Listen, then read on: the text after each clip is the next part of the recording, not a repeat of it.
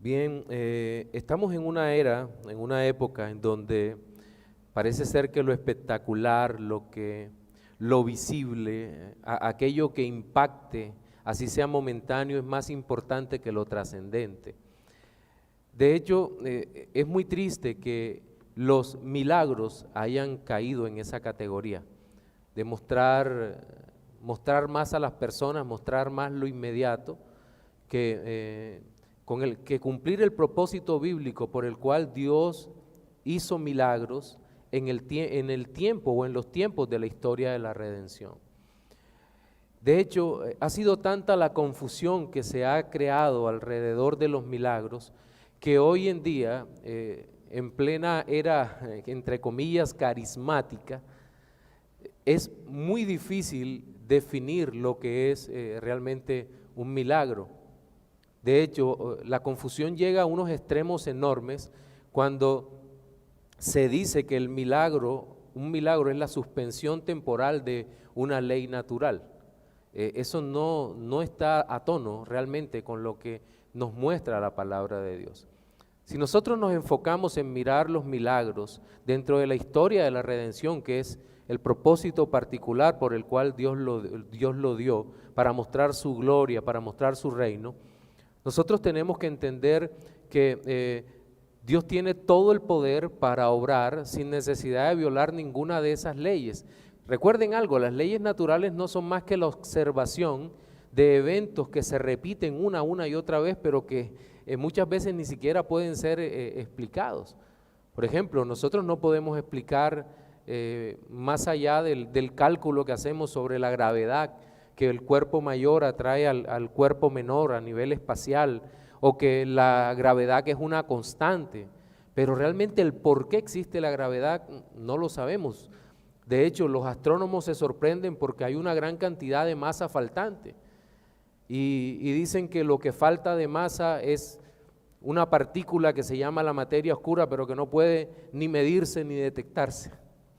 Eso es un verdadero acto de fe por el momento, ¿no? Entonces, cuando nosotros vemos todo eso y nos ponemos a pensar en los milagros, tenemos que ver que los milagros tuvieron un propósito particular. Ahora bien, antes de empezar a leer nuestro texto base que se encuentra en el Evangelio según San Mateo, capítulo 9, desde el versículo 35 hasta el 18, Mateo 9, 35 hasta el 18, lo vamos a leer en un momento, debo aclarar algunas convenciones para que ustedes, algunos pues, la mayoría conocen, puedan entender a qué nos referimos cuando hablamos de cesacionismo o cuando hablamos de continuismo, porque esas palabras pueden sonar raros, pero no son nada raras realmente. Se dice que el continuista es una persona que cree que los dones milagrosos están vigentes en nuestro tiempo. Los cesacionistas creemos que los dones milagrosos no están vigentes en este tiempo. La confusión aquí es cuando dice los cesacionistas creen que los milagros no existen en este tiempo. No, los cesacionistas no creemos eso. Nosotros creemos que Dios puede obrar como Él quiera porque Dios es Dios. Lo que no creemos los cesacionistas es que en este tiempo puedan haber personas que tengan estos dones milagrosos o de poder. ¿Por qué? Ya lo vamos a ver en el cuerpo de nuestro sermón. Pero entonces, para hablar de estos milagros, quiero invitarles a que leamos el texto que les dije, Mateo capítulo 9, versículos 35 hasta el 18. Dice la bendita palabra del Señor. Recorría Jesús todas las ciudades y aldeas, enseñando en las sinagogas de ellos y predicando el evangelio del reino y sanando toda enfermedad y toda dolencia en el pueblo. Y al ver las multitudes, tuvo compasión de ellas porque estaban desamparadas y dispersas como ovejas que no tienen pastor. Entonces dijo a sus discípulos, a la verdad la mies es mucha, mas los obreros pocos. Rogad pues al Señor de la mies que envíe obreros a la mies. Entonces, llamando a sus 12 discípulos, les dio autoridad sobre los espíritus inmundos para que los echasen fuera y para sanar toda enfermedad y toda dolencia. Los nombres de los 12 apóstoles son estos: primero Simón, llamado Pedro, y Andrés su hermano, Jacobo, hijo de Zebedeo, y Juan su hermano, Felipe, Bartolomé, Tomás, Mateo el publicano, Jacobo, hijo de Alfeo, Lebeo, por sobrenombre Tadeo, Simón el cananista y Judas Iscariote, el que también le entregó. A estos 12 envió Jesús y le dio instrucciones diciendo: por camino de gentiles no vayáis, y en ciudad de samaritanos no entréis, sino id antes a las ovejas perdidas de la casa de Israel, y yendo predicad diciendo: el reino de los cielos se ha acercado. Sanad enfermos, limpiad leprosos, resucitad muertos, echad fuera demonios, de gracia recibisteis, dad de gracia. Bien, en el texto que acabamos de leer encontramos por lo menos tres secciones muy bien marcadas. En la primera de ellas, que va desde el versículo 35 al 38, vemos una especie de resumen de lo que hasta ese momento había hecho nuestro Señor en toda esa región de Galilea a través de la predicación de la palabra y haciendo milagros. Los milagros de Jesús podríamos llamarle a esa primera sección. Luego en 10 del 1 al 5 vemos cómo nuestro Señor Jesucristo llama a 12 discípulos y les da autoridad y poder sobre los demonios y para sanar toda enfermedad y toda dolencia. Y en la última sección que marcamos nosotros, vemos que estos 12 que han sido llamados son enviados por el Señor para que realicen la labor para la cual el Señor los había comisionado. Y en esa parte se resalta el hecho de que los milagros necesariamente tenían que ir acompañados con la proclamación o predicación del reino. Entonces, en nuestro sermón dominical de hoy, vamos a desarrollar cada uno de esos tres aspectos y vamos a iniciar hablando acerca de los milagros del Señor. Nuestro sermón de hoy lleva por título Los milagros, simplemente dentro del contexto del gran contexto de la predicación del reino de los cielos. Bien, en primer lugar, decíamos que en esta primera sección hay una especie de resumen de todo lo que el Señor venía haciendo desde el capítulo 8. Ahora vamos a hablar sobre el capítulo 8, vamos a llegar allí, pero estos milagros del Señor Jesucristo nos muestran su poder sobre todas las cosas. Es un poder nunca antes manifestado en el mundo. Con la venida del reino vino también la manifestación del poder del Rey. Quien está aquí no es un cristiano, entre comillas, común como cualquiera de nosotros, es el Rey, es nuestro Señor Jesucristo el que ha estado haciendo milagros. Ahora bien, los milagros entendemos que no es exclusivo de nuestro Señor Jesucristo. Los profetas en el Antiguo Testamento, si nosotros empezamos a recordar, los profetas realizaron una gran cantidad de milagros y milagros muy sorprendentes. El primer profeta es José, que podemos ver que interpretó sueños, de alguna manera fue usado por Dios para observar el futuro y para salvar a su pueblo. Dios lo usó muchísimo, pero los grandes milagros no los empezamos a ver sino hasta la venida de Moisés. ¿Se acuerdan? Dios llama a Moisés, Moisés estaba en el desierto, no lo usó cuando Moisés se levantó y quiso en su propia fuerza liberar al pueblo de Israel, sino que fue ya a los 80 años cuando Dios se dirige a Moisés, lo llama a través de una zarza y empiezan los milagros. Ustedes recordarán, la mano metida en su seno, la mano sale leprosa, la mano vuelve a su seno, sale sana, la vara que es arrojada, que se vuelve serpiente, y luego devora las varas que se habían vuelto serpiente de Janes y Jambres, que es como la escritura relata que se llamaban los hechiceros que estaban en Egipto. Luego vemos esas 12 plagas, las 10 plagas, ya le agregué 2, qué problema.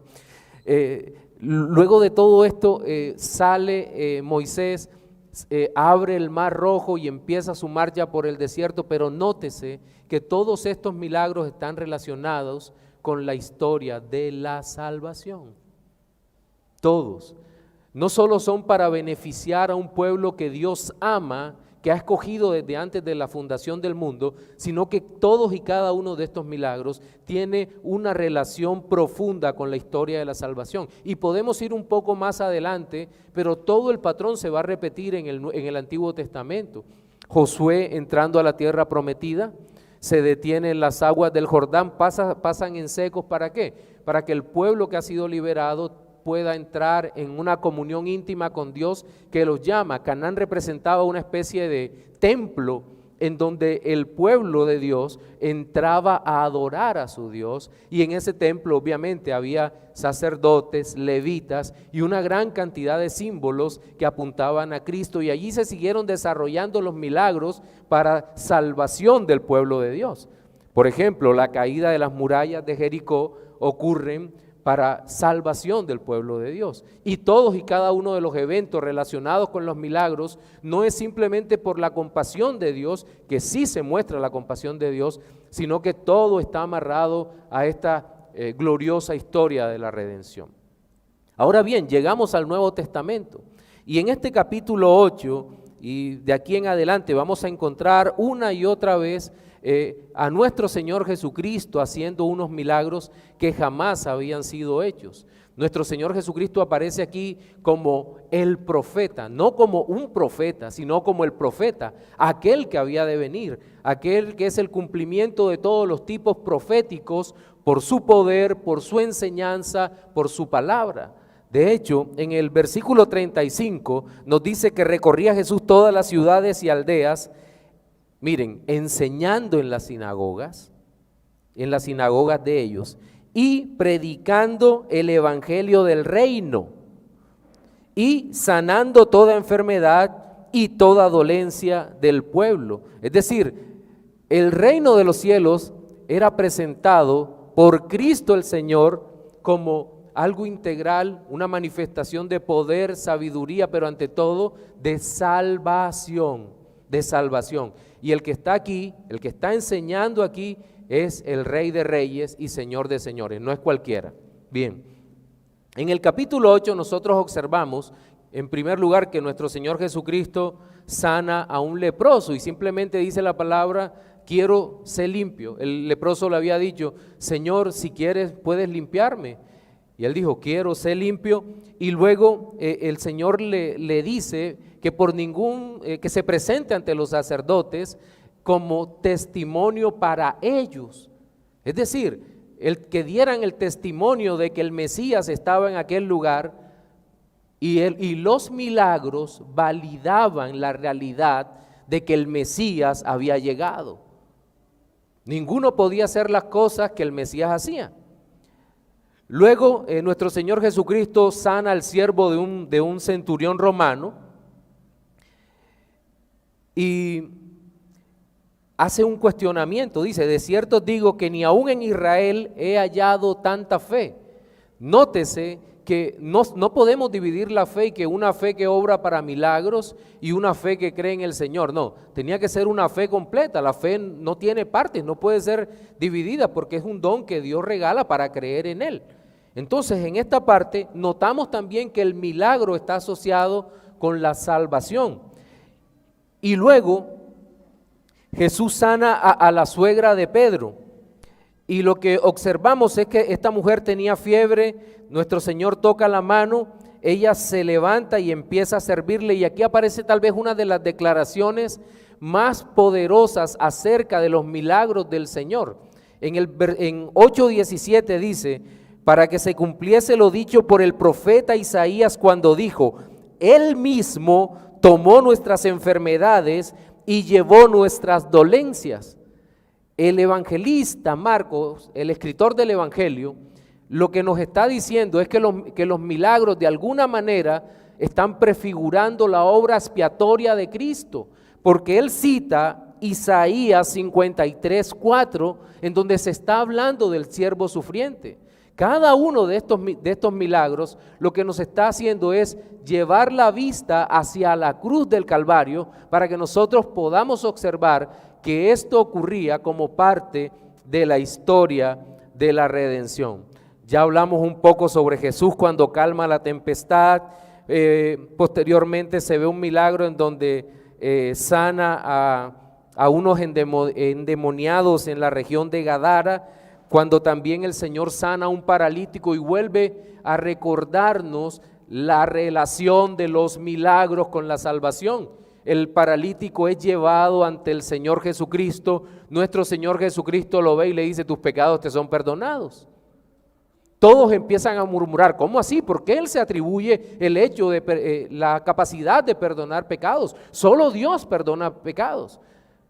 Y Él le dice: para que sepáis que el Hijo del Hombre tiene potestad en la tierra para perdonar pecados, se estaba mostrando como el Mesías. Le dice al paralítico: levántate y anda. Relación de milagros con salvación.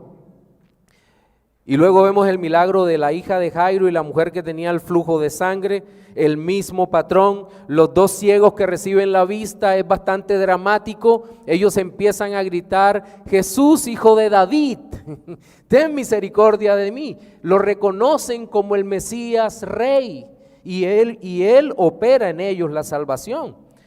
Entonces, ya cuando llegamos a esta parte, versículo 35, 9:35, lo que vemos es un resumen de todo lo que el Señor estaba haciendo con poder, pero también lo que nuestro Señor estaba enseñando con poder. Es una clara muestra del poder de Cristo. Aquí quiero aclarar algo. Es un grave problema cuando hacemos una aplicación salida del contexto en esta parte y cuando dicen: así como Jesús predicó el reino e hizo milagros, tú también tienes que predicar el reino y hacer milagros. Pues lo primero puedes hacerlo si Dios te ha llamado a predicar el reino, pero lo segundo es imposible, porque solo Jesús tenía el poder y la potestad para hacer esta clase de milagros. ¿O acaso usted ha visto que alguien pueda hacer estos tremendos milagros del Señor? No pueden. ¿Por qué? Porque Él es Dios. El que multiplicó aquellos pocos panes y los peces, alimentando una multitud inicial de 5,000 hombres, sin contar mujeres y niños, y otra multitud de 4,000 hombres, sin contar mujeres y niños, es el Dios todopoderoso.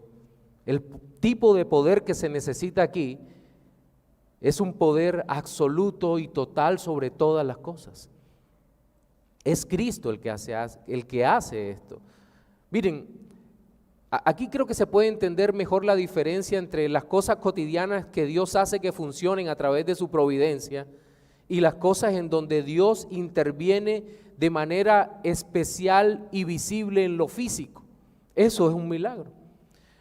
Por la providencia de Dios los barcos flotan. Hay una ley de flotabilidad, ¿cierto? Un barco de tantas toneladas, ¿cómo puede flotar en el agua que es menos pesada que ella? Sí, físicamente lo podemos explicar, ¿cierto? Las formas, las curvaturas y demás que nos permiten entender eso, o cómo vuelan los aviones que son mucho más pesados que el aire. Sí, por la providencia de Dios, Dios nos ha dado todas estas cosas. Pero a pesar de que el hombre pesa menos que un barco de muchas toneladas, el hombre no puede caminar sobre el agua.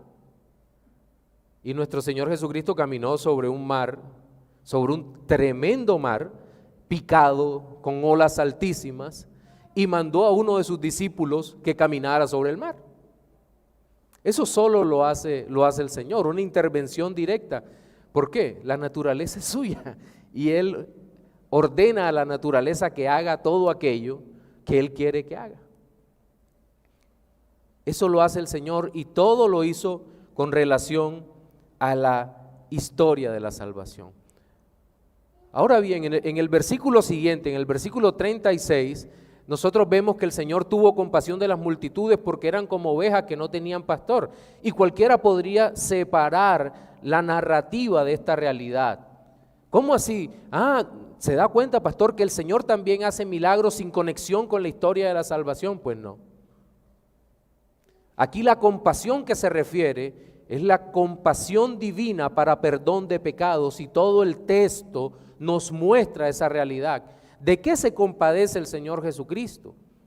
pues se compadece que aquella multitud que estaba siendo guiada por un grupo de impíos, fariseos, saduceos y otro tipo de religiosos, estaban llevando cada vez más a la muerte espiritual al pueblo a través de sus prácticas legalistas. A su anhelo por encontrarse con Dios, estos hombres le añadían leyes y más leyes. Habían vuelto imposible la religión para ellos. Esa religiosidad estaba matando al pueblo y eran como ovejas que no tenían pastor. Una oveja es el animal que más fácilmente se desubicaba o se desubica. Una oveja en el desierto se deshidrata rápidamente y es presa fácil de cualquier animal, Y el Señor estaba viendo esas multitudes y decían, estos que deben ser los pastores, como aparece en los libros de los profetas, no están siendo verdaderos pastores. Y se compadecía de ellas. Y esa compasión lo movía, su fibra como vero uomo, como verdadero hombre lo movía. Pero actuaba de acuerdo al decreto eterno en el cual Él vino a rescatar lo que se había perdido. Eso lo hizo el Dios Todopoderoso. Y luego dice a sus discípulos, miren estas multitudes, la mies es mucha, está lista para ser recogida, pero los obreros son pocos. Oren al Padre, oren al Señor para que envíe obreros a la mies. Pues bien, hasta ahí hemos visto los milagros de nuestro Señor Jesucristo y esta sección parece finalizar con esta oración que nos deja con una especie de puntos suspensivos sobre si el Padre Todopoderoso va a enviar a esos obreros a la mies. Pero ahí estaba el Hijo, ¿cierto? Y el Hijo Todopoderoso empieza a dar respuesta a esa oración que Él mismo ha puesto en estos hombres y llama, dando respuesta a la oración. Qué maravilloso es el Señor. No sé si usted alcanza a notar lo hermoso de todo esto. El Señor les dice cómo tienen que orar, qué tienen que hacer, a quién tienen que clamar, qué deben pedir, y Él mismo les da respuesta. Y aquí es donde vemos la segunda sección, y es donde el Señor llama a sus discípulos, con un propósito que va mucho más allá de los milagros en sí, aunque van a empezar a hacer milagros. En 10:1 dice, entonces llamando a sus 12 discípulos, les dio autoridad sobre los espíritus inmundos para que los echasen fuera y para sanar toda enfermedad y toda dolencia. Los nombres de los 12 apóstoles son estos, y luego viene una lista. ¿Por qué he parado allí? Bien, la relación de en esta sección ya vienen los hombres que van a estar encargados de hacer más milagros. Pero estos hombres tienen unas características particulares. En el versículo 1 se les llama en primer lugar discípulos, que tiene que ver con estudiantes, aquellos que están a cargo de un rabí o de un rabino, pero posteriormente les llama apóstoles, es decir, aquellos que son enviados en nombre de, en este caso son enviados en nombre del Dios vivo. Los que primero llama, los estudiantes, son enviados y reciben una autoridad especial sobre espíritus inmundos y sobre las enfermedades y las dolencias. Pero ¿por qué es importante aquí el hecho de que se hable de 12 discípulos, los mismos son 12 apóstoles, y por qué se menciona el nombre de cada uno de ellos? Lo que ha pasado en la sección anterior de nuestro Señor Jesucristo haciendo milagros, ahora instruye a un grupo particular, escúchelo, un grupo particular de personas para que hagan lo que Él ha ordenado hacer. Y a esto los llamó apóstoles, enviados de parte de Dios para hacer milagros. No es a cualquiera que le fue dado el don como tal. Miren, el movimiento pentecostal formalmente inició en la primera década del siglo pasado. Tal vez en 1901 empezaron a hablar, entre comillas, en lenguas, en un evento bastante mal documentado y bastante dudoso, y posteriormente pasó lo de la calle Azusa y demás. Y con este movimiento empezaron como la aceptación de que los hombres podían tener nuevamente capacidades prodigiosas para hacer milagros y demás, y que los hombres podían tener el don, y tal vez en ese momento de la historia no se dieron cuenta que la consecuencia lógica de ese pensamiento era que si los hombres tenían dones milagrosos, pues los hombres no solo debían tener dones milagrosos, sino que con esos dones milagrosos venía el levantamiento del ministerio apostólico.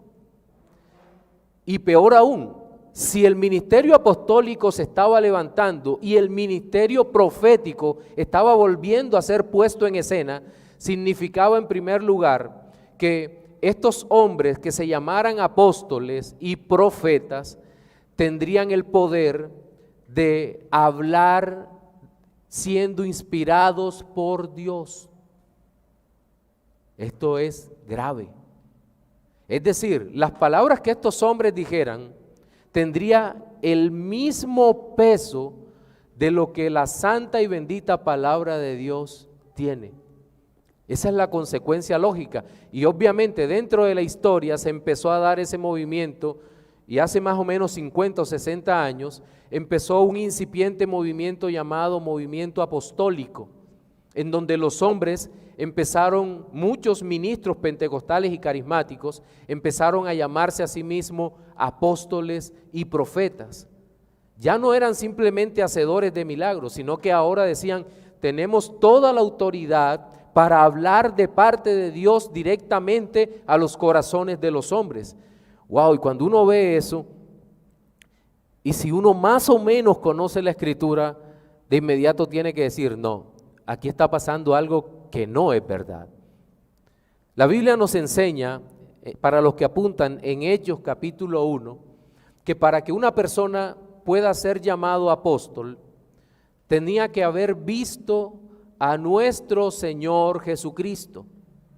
Que esa persona, para ser llamada apóstol, tenía que haber visto la resurrección de nuestro Señor Jesucristo, haber participado en ello, haber estado juntamente con los demás apóstoles.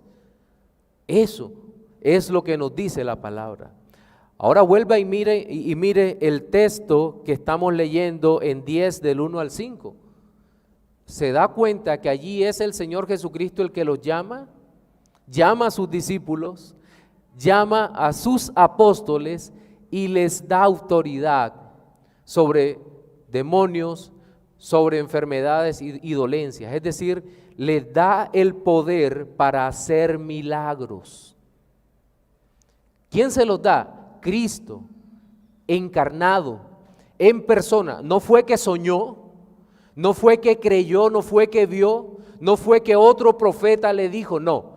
Cristo mismo, el Rey de Reyes y Señor de Señores, los facultó para hacer milagros. ¿A quiénes? A los 12, y aquí están los nombres. Empieza por Pedro y termina por Judas. La lista se repite 4 veces en la Biblia. Aquí en Mateo, en el libro de Marcos, en el libro de Lucas, en todas tiene el primero y el último nombre, y en el libro de los Hechos, en donde el nombre de Judas no aparece porque ya se había ahorcado el perverso que había entregado al Señor. Y aquí suceden muchas cosas, porque Judas es reemplazado por otro, porque la palabra de Dios dice claramente, otro tome su lugar. Otro tome su lugar. No es una sucesión apostólica como el catolicismo romano, que fueron los primeros en proponer la sucesión apostólica, afirman. Y esa misma idea vino a la mente del pentecostalismo y lo tomaron del catolicismo romano y lo importaron hacia sus toldas para hacer creer que hoy también existen apóstoles haciendo milagros, y eso no es verdad. Judas fue reemplazado, pero ¿sabe algo? Aquí estaba un hombre llamado Jacobo, hermano de Juan.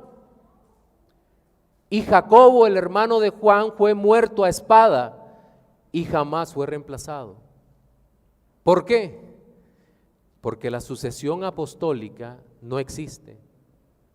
Al morir el último de los apóstoles en el siglo I, que fue el apóstol Juan, que probablemente murió en el año 100 después de Cristo, se acabó totalmente el ministerio apostólico, cesó toda revelación y en consecuencia este tipo de milagros cesaron de una vez y para siempre.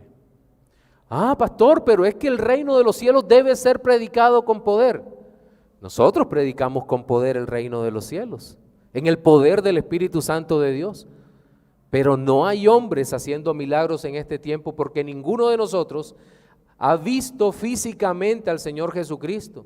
De hecho, el último que lo vio fue el apóstol Pablo en el camino a Damasco. Y Pablo evita cualquier debate sobre este tema, dando inspirado por el Espíritu Santo, una declaración definitiva sobre este tema en 1 Corintios 15:8, que dice, 15:7 dice, después apareció a Jacobo, después a todos los apóstoles y al último de todos, como a un abortivo, me apareció a mí, porque yo soy el más pequeño de los apóstoles, que no soy digno de ser llamado apóstol, porque perseguí a la iglesia de Dios.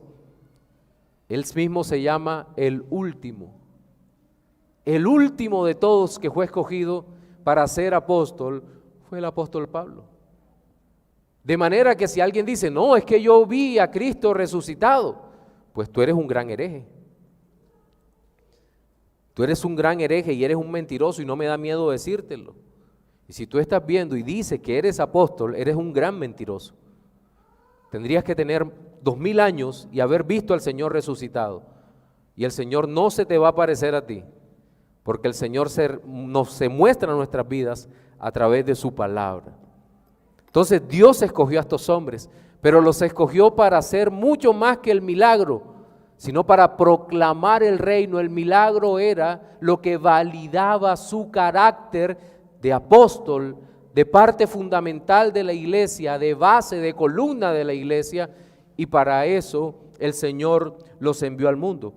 Y aquí vamos, ahora que digo envió, vamos a la última parte, versículo 5 hasta el 8, dice, a estos 12 envió Jesús y les dio instrucciones diciendo, por camino de gentiles no vayáis, y en ciudad de samaritanos no entréis, sino id antes a las ovejas perdidas de la casa de Israel, y yendo, atentos, predicad, diciendo, el reino de los cielos se ha acercado, sanad enfermos, limpiad leprosos, resucitad muertos, echad fuera demonios, de gracia recibisteis, dad de gracias. Y esta es la parte práctica del ministerio de los apóstoles. Aquellos a los que el Señor llamó, ahora los envía, pero antes de enviarlos, les da personalmente instrucciones muy claras. Sí, van a hacer milagros y los milagros van a tener un propósito dentro de la historia de la redención. Pero les dice, por camino de gentiles no vayáis y en ciudad de samaritanos no entréis, sino id antes a las ovejas perdidas de la casa de Israel. El Señor les prohíbe desviarse a Samaria. El Señor les prohíbe ir a cualquier ciudad gentil. Todo esto sería en primer lugar para proclamar el reino de los cielos a la necesitada Israel. ¿Por qué? Porque el Señor tenía compasión de los suyos. A los suyos vino, pero los suyos no le recibieron. El Señor tuvo compasión de las multitudes porque estaban las multitudes de Israel. Creo que ese es el contexto correcto. Y aquí estoy de acuerdo con la mayoría de comentaristas reformados. Creo que ese es el contexto, las multitudes de la casa de Israel. Él vino a proclamar inicialmente el reino de Dios dentro del reino físico de Israel. El reino de los cielos se ha acercado. Claro, esta restricción sería momentánea, porque si ustedes recuerdan, justo antes de la ascensión a los cielos, nuestro Señor Jesucristo, en medio de aquella conversación que tenía, en donde los discípulos le dicen, Señor, ¿restaurarás el reino de Israel? Él le dice, no les toca a vosotros conocer los tiempos y las sazones que el Padre puso en su sola voluntad, pero me seréis testigos en Jerusalén, en Judea, en Samaria y hasta lo último de la tierra. La restricción fue quitada, pero fue quitada mucho tiempo después, o un par de años después, cuando el Señor Jesucristo ya había resucitado, ascendió a los cielos y envió a estos hombres en el poder del Espíritu, y vemos a los apóstoles haciendo milagros alrededor de todo el mar Mediterráneo.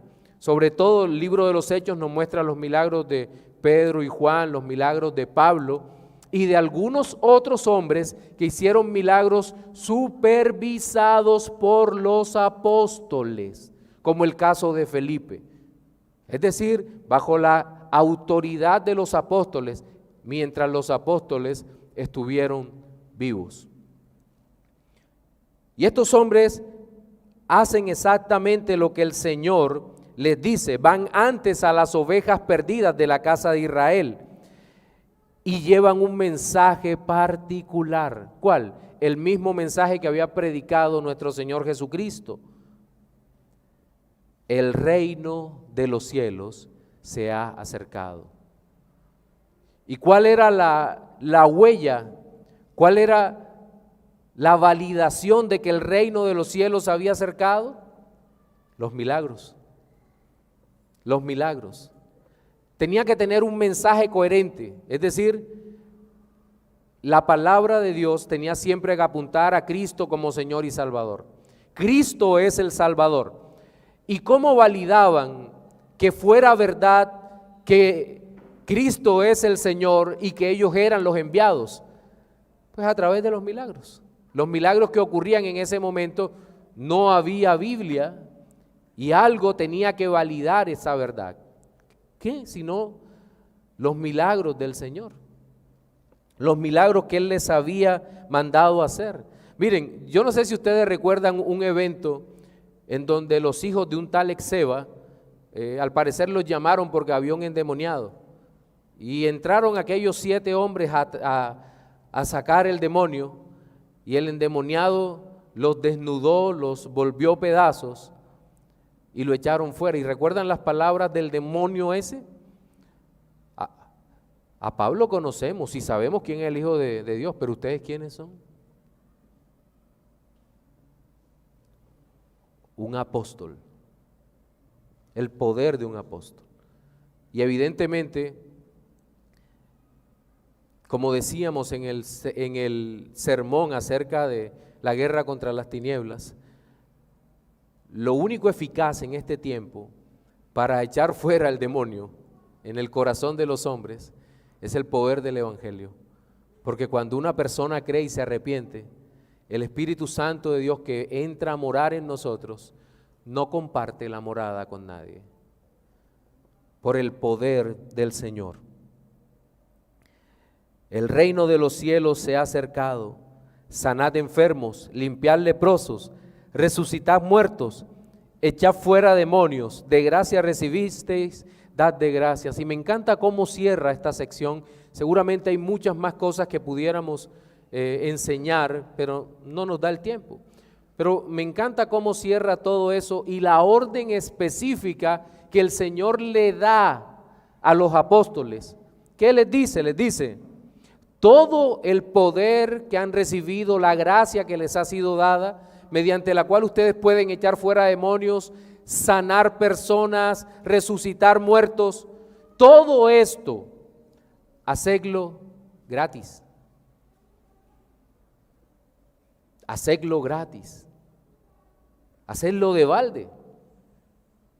Wow, y esto es realmente maravilloso. Los sanadores modernos, que son muy populares, no hay uno solo que no esté lleno de dinero en todo. Cuando lo llaman o los llaman para ir a una campaña evangelística de estas actuales o a predicar en una iglesia, cobran cualquier cantidad de dinero. Si supuestamente tienen los dones del Señor, ¿por qué no cumplen lo que el Señor les ha dicho? ¿Por qué no cumplen? Pues porque son unos falsos profetas, unos falsos apóstoles, unos falsos creyentes. El Evangelio del Señor, que es el bien más grande del cual podemos hablar y que se nos ha dado hoy en día compartir a la iglesia del Señor, es dado de manera gratuita a todos los hombres, a todos los que le predicamos. Y los que creen son alcanzados y salvados de forma gratuita por la gracia del Señor. Y así como Cristo salvó y sanó y bendijo a muchos en aquel tiempo para su propia gloria, en este tiempo los hombres debemos predicar el Evangelio sin esperar enriquecernos de esto. No estoy hablando del salario del ministro, sino de estos que se dicen que son ministros del Señor y que supuestamente sanan y no son nada de esto. No, los apóstoles del Señor lo hicieron todo para la gloria de Dios. Bien, en nuestro sermón dominical de hoy tocamos solamente 3 aspectos relacionados con los milagros. Primeramente vimos los milagros de nuestro Señor Jesucristo, porque son especiales, porque solo los puede hacer el Señor Jesucristo, pero después vimos que el Señor llamó a 12 en la siguiente sección para darles autoridad para que se levantaran contra los demonios, contra las enfermedades y sanaran, y aparece en el nombre de los 12. Y finalmente vemos cómo Dios envía a estos 12 no solo a hacer milagros, porque van mucho más allá, y es lo que tenemos que entender como la parte integral entre la predicación del reino por parte de estos 12, la fundación de la iglesia por parte de estos 12 que fueron enviados por el Señor y su relación con los milagros. Un par de reflexiones finales para los no creyentes. Amigo, tal vez has estado engañado mucho tiempo o has estado buscando a Dios por las razones equivocadas, esperando un milagro que seguramente de manos de los falsos profetas no ocurrirá. Pero el Señor, más allá del milagro, te llama a que creas en Él, a que te arrepientas, porque el reino de los cielos se ha acercado a tu vida. Cristo se ha acercado a tu vida hoy a través de la predicación de la palabra, y la invitación es a que te acerques a Cristo en arrepentimiento y fe, y que una vez tomado por el Señor empieces a ver realmente el poder de su resurrección experimentado en tu vida. Para cada uno de nosotros, mis amados hermanos, nosotros hemos visto la obra del Señor en nuestras almas. Es verdad que no es un milagro en el sentido físico, pero es un milagro que no podemos describir, el milagro del nuevo nacimiento. El Espíritu de Dios ha llegado a nuestras almas, nos ha hecho nacer de nuevos, ha perdonado nuestro pecado, nos ha hecho creer en Cristo, y hoy podemos adorar, alabar y bendecir a nuestro Dios, porque Él es bueno y porque el reino de los cielos ha sido puesto en nuestras almas y nosotros hemos sido puestos en el reino de Cristo. Amén.